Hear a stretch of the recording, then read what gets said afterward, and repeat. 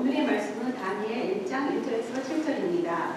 유다 왕 여호와김이 다스린 지 3년이 되는 해에 바벨론 왕 느부갓네살이 예루살렘에 이르러 성에 외웠사더니 주께서 유다 왕 여호와김이 하느님의 정백 얼마를 그의 손에 넘기시되 그가 그것을 가지고 신할 땅 자기 신들의 신전에 가져다가 그 신들의 보물 창고에 두었더라.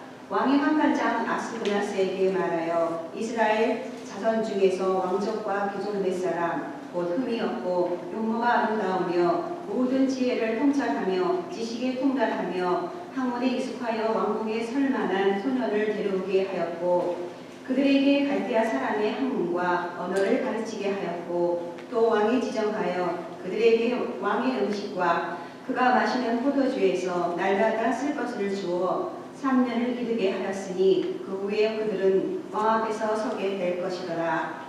그들 가운데는 유다 자손 곧 다니엘과 하나냐와 미사엘과 아사랴가 있었더니 환관장이 그들의 이름을 고쳐 다니엘은 벨드사살이라 하고 하나냐는 사드락이라 하고 미사엘은 메삭이라 하고 아사랴는 아벤느고라 하였더라. 저희 역사 가운데 저희 조상들은 나라 이룬 서름을 많이 겪었습니다. 특별히 일제시대 때 우리의 부모님과 조부모님들께서 나라 이룬 서름을 엄청나게 겪었던 것을 다들 기억하실 것입니다.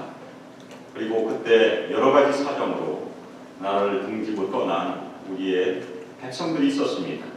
너무나 살기 힘들어서 고향을 떠난 분들도 있고 어떤 분들은 강제로 끌려가서 징용이나 징병으로 끌려가는 분들도 있었습니다. 그리고 어떤 분들은 빼앗긴 나라를 되찾기 위해서 운동을 위하여 고향을 떠나 연해주나 중국으로 건너갔습니다.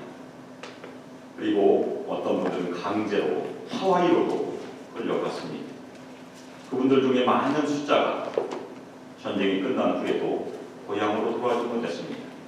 머나먼 이국 땅에서 생을 기국적으로 마친 분들이 많이 있었습니다. 그것이 저희의 근대 역사에 기록이 되어 있습니다. 오늘 말씀에서 나라를 잃은 이스라엘 백성들의 이야기를 저희는 접하게 됩니다. 하나님의 계명에 수백 년 동안 불순종하였던 이스라엘 백성들, 특별히 하나님께서 계속해서 선지자를 보내서 회개하라 하였지만 하나님께 돌아오지 않아 결국 하나님의 심판이 내려지는 첫 번째 예루살렘 멸망이 오늘 기록되어 있습니다.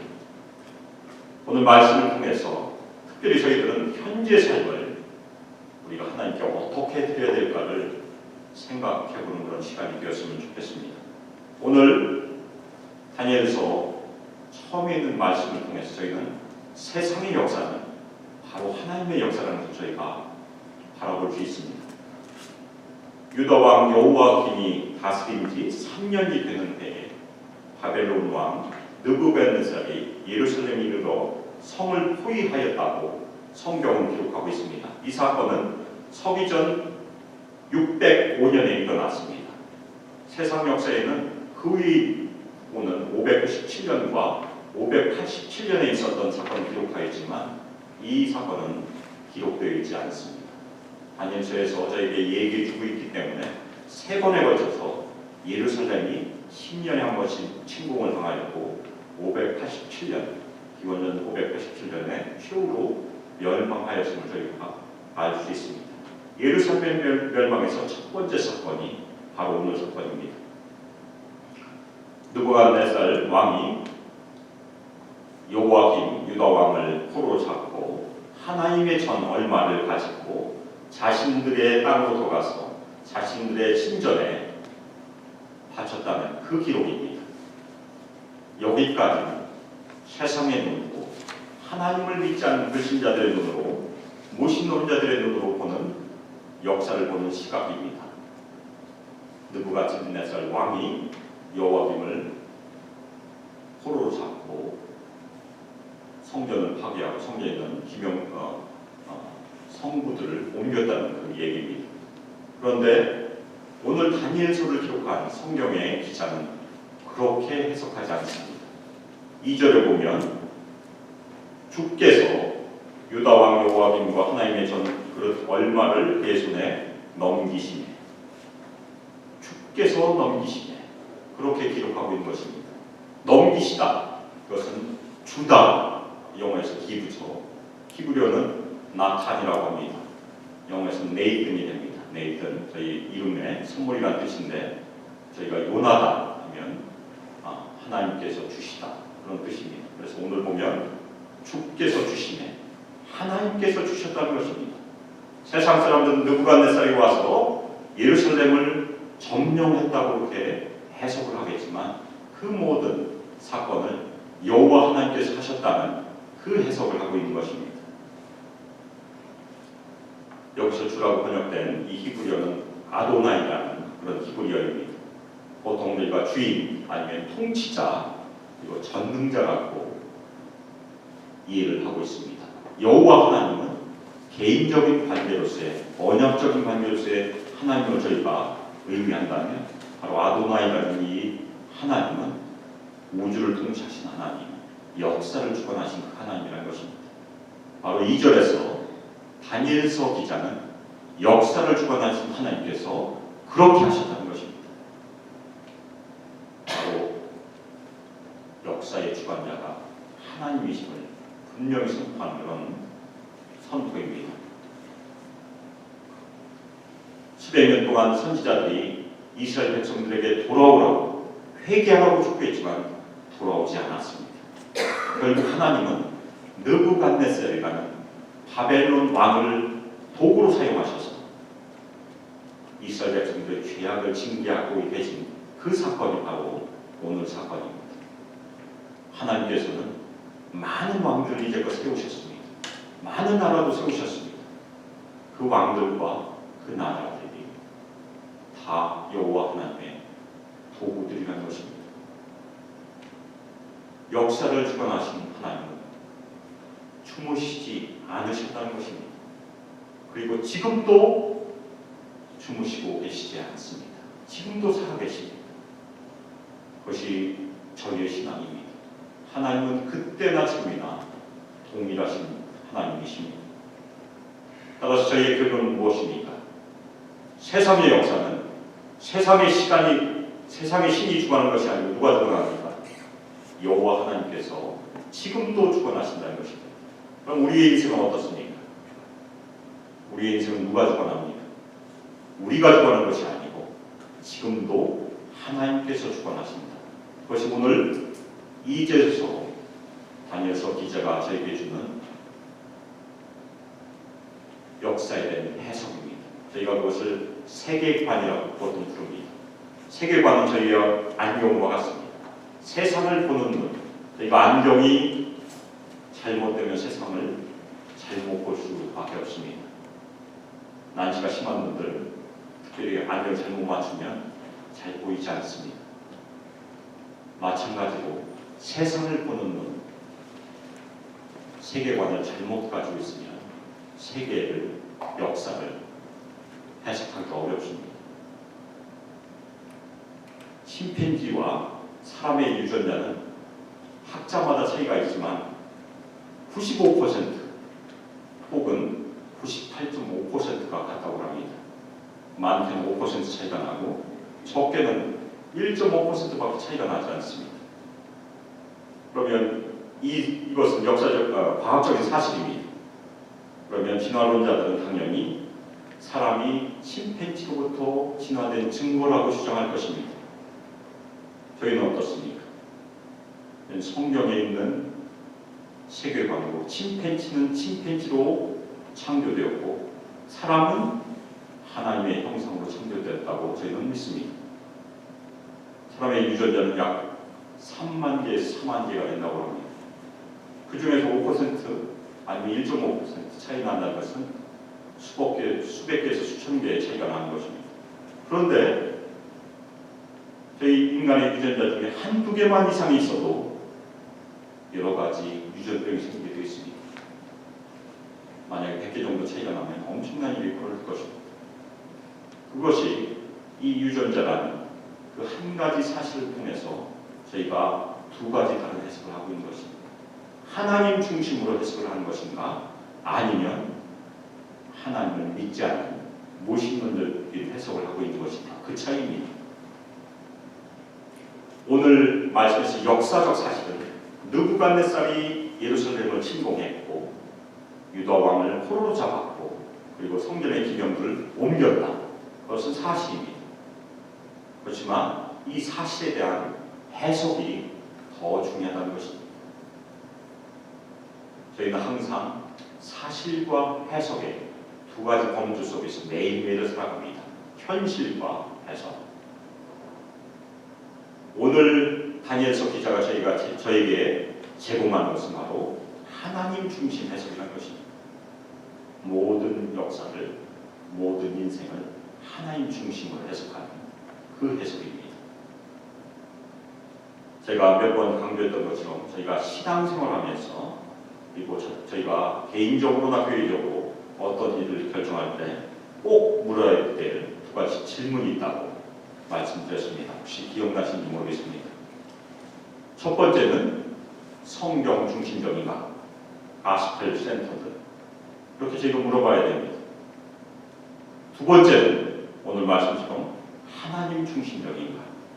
아센트인가? 다시 한번 반복하겠습니다. 성경 중심적인가? 하나님 중심적인가? 늘 저희가 저희 개인적인 인생뿐만 아니라 교회에서도 그리고 역사 가운데서도 저희가 꼭 질문해야 될 두 가지 질문입니다. 저희 인생에서도 여러 가지 저희가 경험하고 있는 현실적인 문제들이 있습니다. 그것은 사실입니다. 한번 같이 볼을 꼬집어 보시기 바랍니다. 볼. 아픕니까? 안 아픕니까? 지금 아프면 이것이 현실이라는 것입니다. 꿈이 아니고 환영이 아니고 지금 현실이라는 것입니다. 저희 현실 가운데 여러 가지 고난의 문제, 장애의 문제, 질병의 문제, 사업의 문제, 많은 문제들이 있습니다. 그것은 사실입니다. 저희가 자고 내일 아침 일어나면 해결될 것이다. 아닙니다. 깨어나면 그대로 있습니다. 맞습니까? 그런데 사실보다 저희가 매일매일 경험하는 그 사실보다 더 중요한 것이 그것들을 해석하는 저희들의 신앙의 눈이라는 것입니다. 저희들의 신앙의 태도가 훨씬 더 중요하다는 것입니다. 그래서 저희는 저희 인생을 하나님 중심으로 해석해야 합니다. 그리고 또 하나, 저희 인생을 하나님께 드린다는 것은 하나님께서 저희 인생을 해석하시도록 하나님의 권위, 통치자의 권위, 아도나이 주님 되신 하나님의 권위를 존중한다는 것입니다. 저희는 다니엘보다 더 복을 많이 받은 하나님의 성도들입니다. 어떤 면에서입니까? 다니엘은 예수님 오시기 전에 태어났고 예수님을 예언했던 선지자입니다. 하지만 예수님 못 봤습니다. 저희는 부활하신 예수님을 믿고 구원받은 성도들, 이미 예수께서 결정적인 승리를 이루신 십자가 사건 이후에 태어난 성도들입니다. 저희는 마지막 때 예수께서 다시 오셔서 이루실 최후의 승리만을 바라보고 있다. 마지막 때를 사는 성도들입니다. 훨씬 더 다니엘보다 복이 많습니다. 그럼 저희는 어떤 중심에서 살아야 됩니까? 그리스도 중심에서 살아야 되는 것입니다. 예수님께서 이미 승리를 이루셨습니다. 저희는 저희가 전도할 때만 사용하는 것처럼 오늘 죽어도 천국에 있습니다. 이미 천국에 있습니다. 그것이 그리스도 중심입니다. 그래서 저희가 역사를 해석하고 인생을 해석하는 가장 중요한 범주가 그리스도 중심이라는 것입니다. 그리스도 중심 꼭 기억하시길 부탁드립니다. 나라가 망하면 많은 어려움을 겪게 되는데 특별히 그 중에 자신의 의지와 상관없이 수치를 당하는 경우가 많이 있습니다. 저희 부모님이나 조부모님들께서 나라 잃은 서름과 수치를 많이 당하셨습니다. 토지를 빼앗기고 삶의 터전을 빼앗겨서 할 수 없이 만주나 연해주로 이주를 하신 분들이 많이 있습니다. 그리고 자신의 의지와 전혀 상관없이 징병으로 끌려갔고 그리고 징용으로 끌려가셨습니다. 그리고 많은 어린 처자들은 강제로 성노예로 끌려갔다는 것을 저희가 다 알고 있습니다. 연해주의에 이주했던 백성들은 더 큰 고난을 받았습니다. 1937년 스탈린에 의해서 연해주에서 중앙아시아로 강제 이주를 당했습니다. 화차에 태워서 옮겼는데 20만 명 가까이가 출발했는데 약 2만 5천 명이 가는 도중에 사망했습니다. 혹시 조정래 씨의 아이랑이라는 소설을 읽어보신 분들은 기억하시겠지만 그분들이 중앙아시아에 도착해서 그 추운 겨울을 토구를 파서 생존했다고 합니다. 나라를 잃으면 오늘 말씀처럼 왕과 귀족들도 당연히 고통받게 됩니다. 저희도 일제 말기에, 조선 말기에 왕비가 일본의 자객들에게 죽임을 당한 것을 기억하실 것입니다. 그리고 마지막 왕인 영신왕은 일본으로 골무로 끌려갔습니다.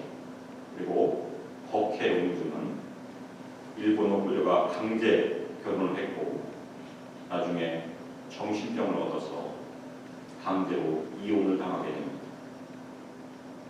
오늘 말씀에서도 이스라엘이 거의 멸망하게 되자 이스라엘 자손 중 왕족과 귀족들 중에서 소년들을 끌고 갑니다. 많은 숫자가 왔을 것입니다. 이들의 나이는 약 14살 정도 됩니다. 왜냐하면 페르시아와 바벨론은 소년들을 훈련시킬 때 14살부터 시작하기 때문에 그렇습니다. 저희가 추측하건대 다니엘은 14살 소년이었습니다. 바벨론 왕이 왜 골모를 데려왔겠습니까? 골모가 잡혀있는 동안에는 이스라엘에 있는 왕들이 공짜 못하기 때문에 당연히 골모를 데리고 온 것입니다. 이들이 바벨론까지 어떻게 끌려왔는지 성경은 저에게 얘기해 주지 않고 있습니다. 제가 켄터키에서 만난 여러 명의 탈북자들이 있었습니다. 그런데 그들과 얘기할 때 그들이 어떻게 미국까지 왔는지를 얘기해 주지 않았습니다. 나중에 어떤 분이 북한에서 탈출해서 중국까지 갔고 중국에서 태국까지 와서 태국에 있는 난민 수용소에서 비행기 타고 미국까지 왔는데 그 과정이 너무나 험난해서 얘기를 해주지 않는다는 얘기를 저에게 해준 적이 있습니다. 저희가 잘 알고 있는 것은 태국에서 비행기 타고 미국까지 온 것은 다 잘 알고 있습니다. 그렇지만 태국까지 온 얘기는 거의 얘기해 주지 않습니다. 너무나 험난했기 때문에. 오늘 골모로 끌려온 이 어린 소년들 왕족이나 귀족이었기 때문에 아주 귀한 의복과 좋은 신발을 신고 출발했을 것입니다. 근데 오는 도중에 걸어서 끌려왔을 가능성이 크기 때문에 신발은 다 헤어졌을 것이고 그들의 귀한 의복도 다 남루해졌을 것입니다. 이 소년들은 나라를 잃은 수치로 골무로 삭혀가면서 그 수치를 뼛속까지 체험했을 것입니다. 느부갓네살 왕은 환관장을 통해서 왕족과 귀족 몇 사람을 선발하게 합니다. 사절에 보면 그 자격 조건이 흠이 없고 용모가 아름다우며 모든 지혜를 통찰하며 지식에 통달하며 학문에 익숙하며 왕궁에 설 만한 소년들을 선발하도록 하였다 기록하고 있습니다. 하나님께 제사를 드리는 짐승을 고른 것처럼 아주 선발 조건이 까다로웠습니다. 바벨론 학문과 언어를 가르쳐서 왕 옆에 세우기 위해서 왕 옆에 세우다는 것은 왕의 조언자, 나중에 보면 다니엘이 카운셀러, 조언자 역할을 하게 됩니다. 그 조언자를 세우기 위해서 선발을 하였습니다. 표면적으로 보면 그 당시에 가장 발달했던 나라가 페르시아 아니면 바빌론이니까 가장 뛰어난 그 문물을 배우는 것을 저희가 이해할 수 있습니다. 그렇지만 하나님의 율법으로 교육받아야 되는 그 나이에 이방인의 정치제도와 종교로 교육을 받는 것입니다. 자신들이 하나님의 율법을 배우려 할 그 바로 적기에 그들의 머리를 지워버린 것입니다. 공산주의자들이 옛날에 그렇게 했습니다. 사람들의 머리를 백지로 만듭니다. 그래서 중국 사람들 전도할 때 여러 가지 좋은 점 중에 하나가 그 사람들의 마음은 대부분은 백지입니다. 저희가 쓰는 대로 많이 잘 받아들입니다. 바로 바벨론 왕도 이 이스라엘 소년들을 백지로 만들기 위해서 그렇게 교육을 한 것입니다. 또한 왕의 산의 진미를 왕이 직접 먹는 그 음식을 먹였고 왕이 마시는 포도주를 주었다라고 그렇게 기록하고 있습니다. 3년을 그렇게 했습니다. 이거 보면 왕이 먹는 음식이니까 너무나 좋을 것이다 생각할 수 있습니다. 영어에서는 이걸 rich food, 얼마나 풍성했으냐 그렇게 부르겠습니다. 또 하나 저희가 생각해 볼 것은 이스라엘 백성들은 율법에 정해진 정결법에 의해서 음식을 먹어야 합니다. 그것을 지키지 못하게 할 것입니다. 두 가지 방법으로 이 어린 소년들의 마음을 지우고 있는 것입니다. 나중에 보면 다니엘과 친구들은 하나님께 순종했지만 다른 소년들은 하나님을 따르지 않았습니다. 엄청 무서운 것입니다. 이 선발된 소년들 중에 4명의 소년의 이름이 6절에 등장합니다. 저희의 주인공 다니엘, 그리고 하나냐, 미사엘, 아사랴 4명이 등장합니다. 다니엘의 이름의 뜻은 하나님은 심판자이시다. 그리고 하냐냐는 여호와는 자비하시고, 미사엘은 누가 하나님과 같은가? 대답은 무엇입니까? 하나님만 하나님과 같다는 대답이 나오는 것입니다. 하나님을 찬양한 그 이름의 뜻이 있습니다. 아사랴는 여호와께서 도우셨도다. 4소년의 이름에 다 여호와 하나님의 이름이 품어져 있습니다. 그런데 환관장이 이들의 이름을 고쳐버립니다. 다니엘은 벨드사살, 하나냐는 샤드락, 미사엘은 메삭, 아세라는 아벤느고 이렇게 이름을 붙여 불렀습니다. 우리나라에서도 일제시대 때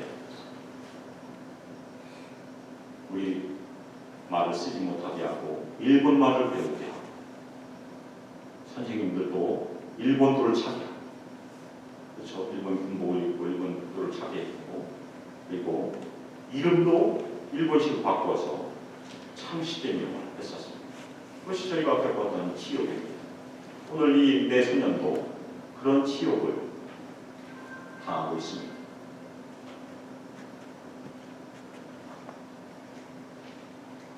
이 소년들의 바뀌어진 이름은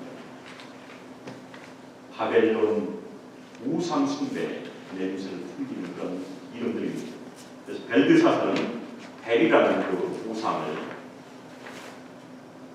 향해서 그의 생명을 지켜라 그런 의미를 가지고 있고, 사드락은 달의 신의 이름이 아쿠인데 아쿠의 명령을 의미합니다. 세 번째 메삭은, 원래 메삭의 원래 이름은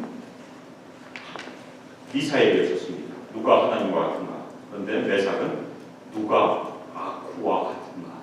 그렇게 바꿨습니다. 그리고 아벤느고는 느고의 종인데 그건 느보라는, 느보와 느보 사이에 약간 글자를 바꿨지만 느보의 종을 의미합니다. 느보라는 바벨론의 우상의 종으로 풀리는 것입니다. 자신들의 하나님의 이름이 포함된 자신들의 이름 대신에 바벨론의 우상 숭배를 표현한 이름으로 바꾸어지는 그런 수치를 당했습니다. 저희 한국 사람들도 이름을 잘못 부르면 화가 납니다. 특별히 성을 바꿔 부르면. 그렇죠? 제가 켄터키 있었을 때 거기 목사님의 성함 중에 김웅기 목사님이 있었습니다. 간혹가다 헷갈려서 저를 김웅기라고 부르는 사람들이 간혹 있었습니다. 그러면 당연히 화가 나죠. 저희가 느끼는 것과 이스라엘 사람들이 느끼는 것과 비슷할 때가 많이 있습니다.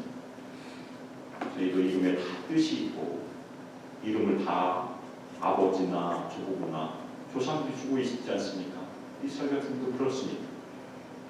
그렇지만 그 이름 대신에 우상 숭배를 표현한 이름을 바꿨다는 것은 치욕일 수밖에 없는 것입니다. 이 세상의 역사를 세상 신이 주관하는 것처럼 세상 사람들은 믿고 삽니다. 그렇지만 저희의 신앙, 아무리 어려운 역사의 현장에서도 궁극적으로 여호와 하나님께서 주관하신다는 것입니다. 그것이 다니엘서 오늘 말씀에서 저에게 주는 가장 중요한 교훈입니다. 이 세상이 선한 신, 여호와 하나님과 악한 신, 사탄 사이의 싸움이라고 생각하면 절대 안 됩니다. 만약 그런 생각을 갖고 계시다면 빨리 버리시길 부탁드립니다. 하나님께서 허락지 아니하시면 아무것도 일어날 수 없습니다. 예수께서 이 땅에 오셨을 때 귀신들이 예수를 원발치에서 보고도 엎드려 굴복했습니다. 그것이 하나님의 아들의 본이었었습니다. 이 땅의 많은 악들은 하나님께서 허용하시기 때문에 일어난 것이지 만약에 하나님께서 허용하시지 않으면 아무 일도 일어나지 않습니다. 궁극적으로 예수님께서 이 땅에 다시 오시면 모든 악은 다 사라질 것입니다. 저희가 보기에 악이 이 세상을 주관하는 것처럼 보여도 하나님께서 이 세상을 통치하십니다. 역사를 주관하시는 분은 하나님이시고 저희의 인생도 하나님께서 주관하십니다. 저희가 고난 중에 있더라도 전혀 끝이 보이지 않는 터널 속에 있더라도 저희의 인생을 주관하시는 분은 하나님이시라는 것이 우리의 신앙 고백이며 우리의 믿음입니다. 다니엘은 성경의 많은 인물들 중에 흠을 찾아보기가 어려운 그런 인물입니다. 다니엘을 잘 살펴보더라도 다니엘은 실수한 적이 거의 없습니다. 거의 없는 것이 아니라 없습니다. 그렇지만 그 의로운 사람도 고난과 수치에는 예외가 아니었다는 것입니다. 저희도 예수님 잘 믿어도 고난과 수치를 당할 수 있습니다. 오늘까지 여러 가지 어려움을 당하면서 여기까지 왔습니다. 우리의 현재 고난과 어려움은 다 하나님의 섭리가 됐습니다. 하나님의 뜻이라는 것입니다. 우리의 고난에 하나님의 뜻이 숨겨져 있다는 것입니다. 그러나 저희가 조심해야 될 것은 그것을 숙명처럼 받아들이고 주저앉지 말라는 것입니다. 하나님의 고난에는 역설적인 뜻이 있습니다. 현재의 고난이 하나님의 뜻이라면 고난을 이긴 것도 하나님의 뜻이라는 것입니다. 하나님께서 예레미야 29장 11절에서 이렇게 말씀하셨습니다. 여호와의 말씀이니라 너희를 향한 나의 생각을 내가 아나니 평안이요 재앙이 아니니라 너희에게 미래와 희망을 주는 것이니라. 하나님께서는 우리에게 복 주시기를 원하시는 자비로우신 아버지이십니다. 혹시라도 당근과 채찍을 가지신 분으로 이해하신다면 그것도 빨리 버리시길 부탁드립니다. 현재의 고난은 하나님께 영광을 돌리기 위해서 저희에게 주신 선물로 이해해야 됩니다. 저희가 요한복음 9장에서 그리고 나사로의 죽음에서 볼 수 있는 것이 무엇입니까?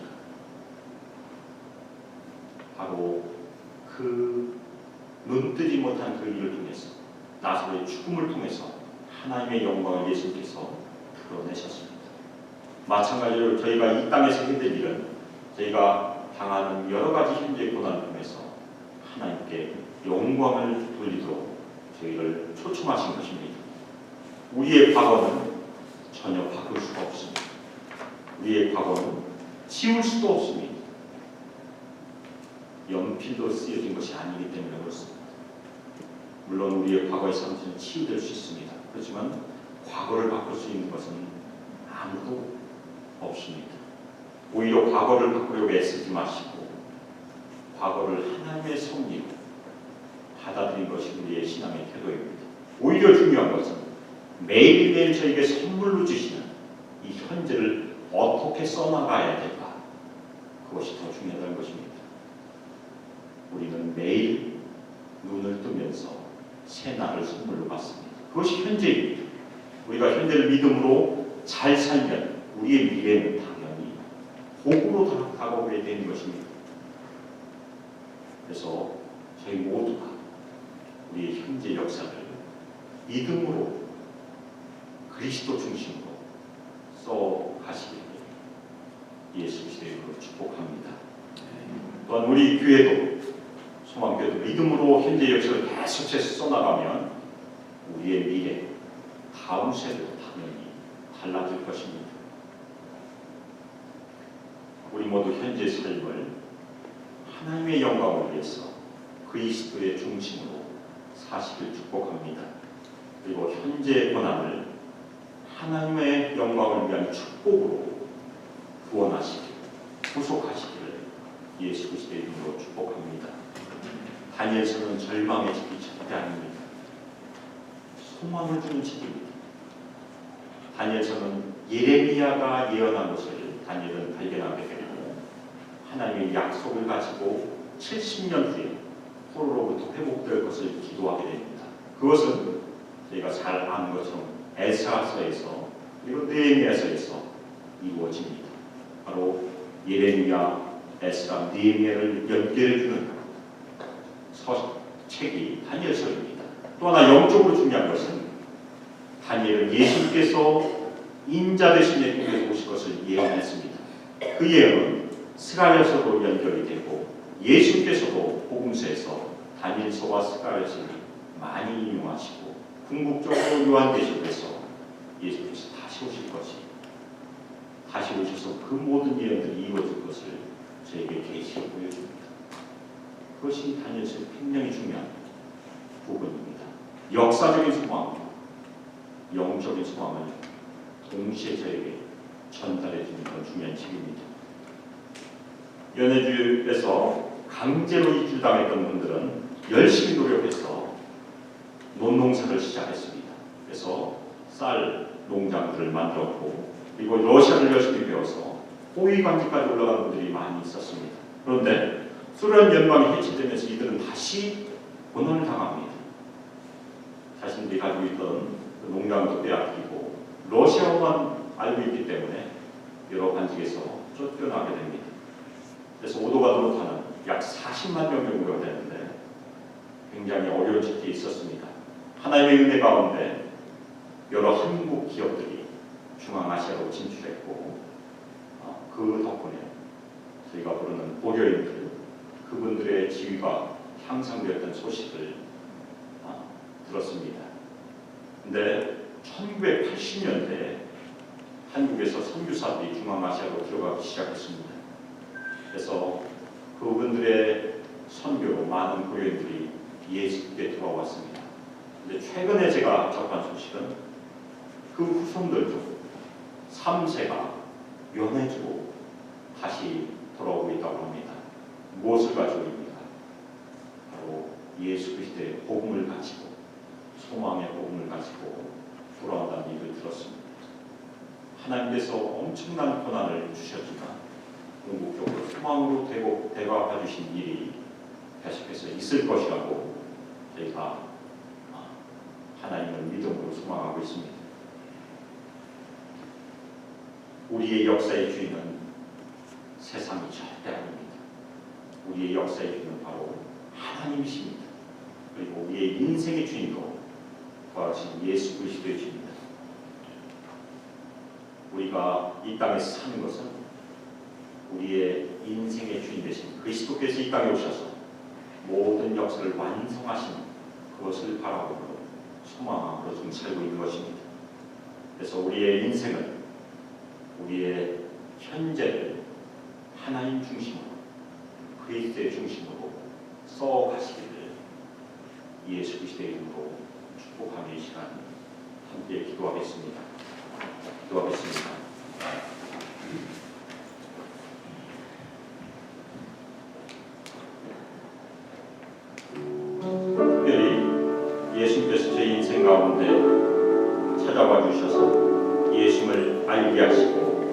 또한 예수 그리스도 그 대속의 은혜로 저희를 구원하셨음을 시간 감사드리고 저희가 저희 인생이 바로 하나님 중심에서 예수 그리스도의 중심에서 매일매일 편지를 쓸 수 있도록 저희 모두를 축복하여 주시고 저희 수모학교 또한 저희의 역사를 예수 그리스도 안에서 쓸 수 있도록 저희 모두를 축복하여 주시길 이 시간 합심해서 기도하겠습니다.